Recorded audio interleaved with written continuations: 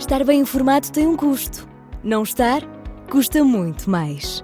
André Ventura e António José Seguro estão na segunda volta. E cada detalhe conta. O palco das eleições é no Observador. Acompanhe passo a passo. Assine hoje o Observador e garanta acesso a todos os artigos, agora com 40 € de desconto. Saiba tudo em observador.pt. Rádio Observador.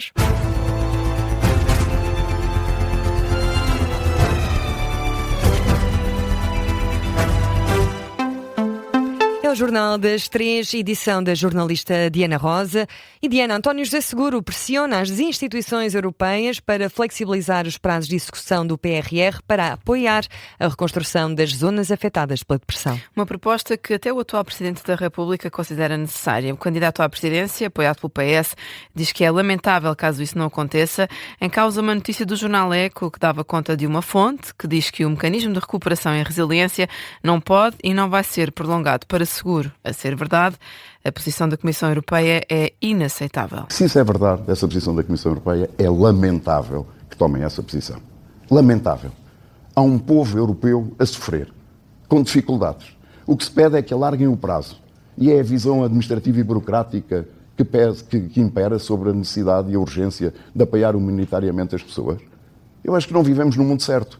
Alguém está errado desse ponto de vista. Se é verdade, volto a dizer, se é verdade que a Comissão Europeia tem esta posição, é uma coisa inaceitável e inimaginável. Portanto, eu quero acreditar que não seja essa a posição. Ou então, se é, que a Comissão Europeia reveja rapidamente essa posição. António José Seguro propõe ainda o alargamento do prazo para o cumprimento de obrigações fiscais para as pessoas afetadas. A esta hora fala o Presidente da República, Marcelo Rebelo de Sousa, precisamente sobre esta tempestade e os efeitos que teve no centro do país. Vamos ouvir aqui a boleia da RTP. Aquela intensidade. Hoje Feira da Foz, menos grave do que Leiria, mas ainda uma cidade. Mas há outro Portugal. E outro Portugal foi atingido. Vila de Rei é um exemplo desse Portugal. Aliás, depois chegámos cá, ao longo do IC8, ia-se vendo como havia, de facto, marginando o IC8, os efeitos nos eucaliptos, nas ligações, nas comunicações telefónicas, daquilo que é esse outro Portugal. Aqui, em Vila de Rei, estamos num Portugal diferente de Portugal urbano ou metropolitano, e o Presidente explicou-nos como, tendo Vila de Rei 94 aldeias,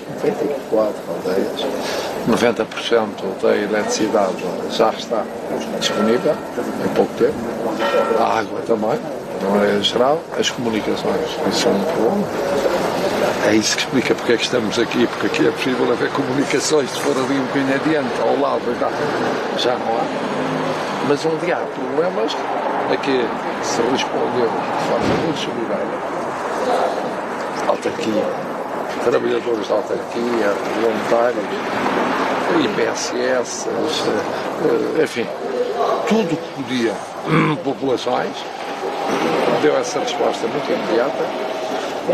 É evidente, deu para ver que há, por exemplo, acabamos de vir aí uma empresa que os prejuízos calculados só assim de repente, para as pessoas terem a noção de que isto é tudo somado.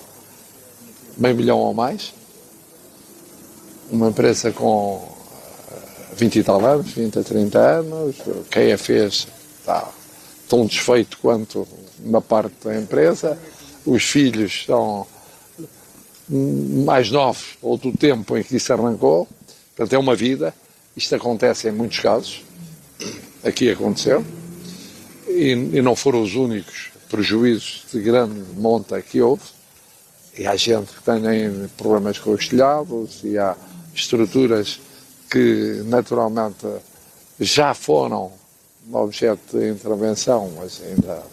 Isto para dizer o quê?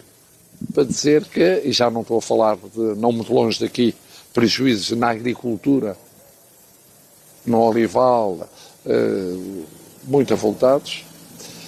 Isto explica como foi muito grave, foi muito extenso no território, foi muito intenso nos efeitos, e como é um apelo a um esforço coletivo e solidário de todos. Ouvimos aqui as declarações do Presidente da República, que está em Vila de Rei. Vamos dar nota nos próximos espaços informativos dos destaques do que disse Marcelo Rebelo de Sousa, que afirma que há outro Portugal atingido fora das grandes cidades, fora dos centros urbanos. Afirma o Presidente que o país tem de se preparar com antecipação. E em Leiria, enquanto Leiria recupera dos estragos dos últimos dias, o Conselho está a preparar-se para outros danos causados pelo mau tempo que volta amanhã a agravar-se. Uma onda de solidariedade já a pensar na chuva que vai regressar e que pode danificar mais as habitações que já têm os telhados partidos.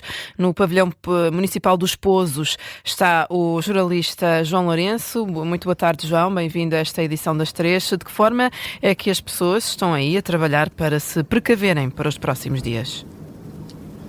Através da distribuição de telhas e também de lonas, de forma a precaver os tetos de várias habitações que ficaram visivelmente afetadas por esta passagem da Depressão Christine. É os primeiros sinais daquilo que tem de ser esta recuperação depois de vários estragos, tanto queda de árvores, também arrebentamento de alguns muros, destruição de vários telhados, e por isso ouvimos aqui Mónica Dias, uma das voluntárias aqui no pavilhão municipal de Pozos, a dizer que até ao momento todos os bens doados, quer telhas, quer lonas, têm sido suficientes para precaver os próximos dias. Sim, até agora temos estado sempre a dar. É claro que reduzido, né? A telha há menos, as lonas temos estado a conseguir com mais facilidade. Aqui Mónica Dias a explicar que desde manhã cedo se juntava aqui uma longa fila para tentar ter novos bens para arranjar várias infraestruturas, acima de tudo para precaver estes dias com bastante precipitação, e durante a tarde deste sábado já começou a chover ligeiramente aqui na cidade de Leiria. Ora, também tivemos a conversa com um popular que estava concretamente a tentar arranjar o telhado da própria casa, a dizer que neste momento ainda não chegou ajuda por parte das entidades competentes. Não aparece aqui ninguém, só veio aqui ontem, veio a polícia, cá aqui um senhor que é cego e está sinalizado, e veio aqui a polícia e vieram aqui os bombeiros. Vieram aqui os bombeiros para ver se ele precisava de ajuda, algum tipo de ajuda. Mas de resto? De resto não apareceu ninguém a perguntar. Todos os nossos vizinhos estão assim, é no que se vê. E só mesmo conhecidos é que conseguem oferecer essa ajuda porque sabem da situação. Entre aqui vizinhos, nós temos todos prejuízo. Nós tentamos ajudar, tentamos ir à procura de telha para uns, para outros. Uma entreajuda que se faz notar não só de vizinho para vizinho, dentro de pequenas comunidades, até para um pavilhão municipal aqui em Pozos, a cerca de 5-10 minutos do centro da cidade de Leiria. Leiria é essa que continua a tentar sarar estas feridas desta tempestade, desta Depressão Christine, e há pouco, durante uma pequena passagem que fizemos pela cidade, ainda se vêem, por exemplo, vários postos de combustível, vários restaurantes e ainda bastantes zonas comerciais, mini-mercados, supermercados ainda encerrados, visto que, como já ouvimos ao início da tarde, cerca de 35% do concelho apenas ainda tem essa rede elétrica. Nas próximas horas prevê-se, neste caso, não só o finalizar destes ainda últimos trabalhos para precaver a chuva da manhã, que pode ainda trazer mais transtornos à população desta zona centro. A reportagem é do João Dias, aliás, do João Lourenço, assim é que é o nome de guerra do nosso jornalista da Rádio Observador, que está em reportagem na freguesia dos Pozos, em Leiria. E agora, 9 minutos para lá das 3 da tarde, temos noticiário local. E precisamente em Leiria, 9 pessoas ficaram feridas numa intoxicação com monóxido de carbono numa habitação na Ortigosa. Os 9 feridos, com idades entre os 2 e 64 anos, foram transportados para os hospitais da Figueira da Foz e o Hospital Universitário de Coimbra, onde estão agora internados. A Proteção Civil indicou à Lusa que o alerta foi dado às 9h30 da noite. Foram mobilizadas 7 viaturas com quase 20 operacionais para as operações de socorro. A Depressão Christine obrigou ao encerramento do Convento de Cristo em Tomar, de acordo com a Museus e Monumentos de Portugal. O encerramento deve-se a danos patrimoniais e queda de árvores. Por razões de segurança, obrigam à interdição dos espaços. O monumento não tem previsão de abertura. Em Almada, também o convento dos Capuchos teve de ser fechado. O mau tempo da madrugada de quarta-feira provocou danos no edifício e nos jardins.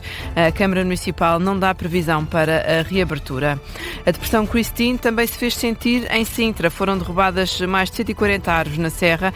A Parques de Sintra mobilizou prontamente equipas de intervenção para dar inicial limpeza das estradas, que foram, entretanto, repostas as condições de segurança nas primeiras 24 horas depois da tempestade. De acordo com o levantamento, foi contabilizado um total de 149 árvores caídas nos parques de Sintra.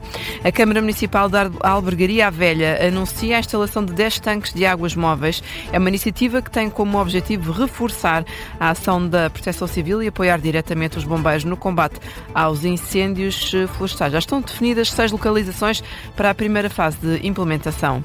A Universidade do Porto é uma das 100 melhores da Europa, de acordo com a edição europeia do ranking do ensino superior.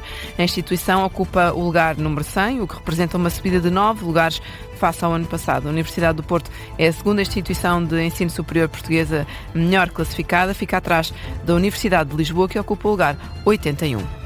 E é o ponto final no Jornal das 3, edição da jornalista Diana Rosa. Até já. Até já.